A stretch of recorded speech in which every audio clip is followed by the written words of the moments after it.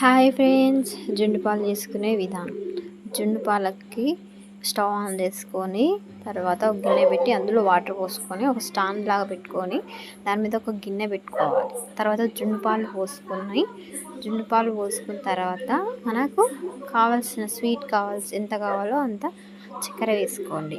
చక్కెర వేసుకున్న తర్వాత ఏలకులు బాగా దంచుకొని ఏలకులు అందులో వేసుకున్న తర్వాత ఏలకులు చక్కెర బాగా మిక్స్ అయ్యేలా, చక్కెర బాగా కరిగేలా వేసుకోండి. లేదంటే చక్కెర కరిగేలా బాగా కరిగేంత వరకు కలుపుకున్న తర్వాత దాంట్లో మీద మూతలు పెట్టుకోండి. 2 మూతలు, ఫస్ట్ పాల దాని మీద ఒక మూత, తర్వాత వాటర్ దాని మీద ఒక మూత పెట్టుకోండి.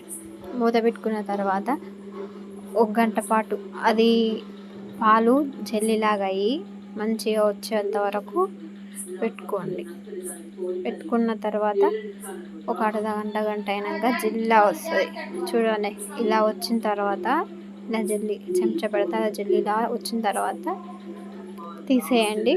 చాలా బాగా వస్తుంది. ఒకసారి ట్రై చేయండి, బాగా వస్తుంది. ట్రై చేయండి ఫ్రెండ్స్, బాగుంది చూడండి. Jelly cake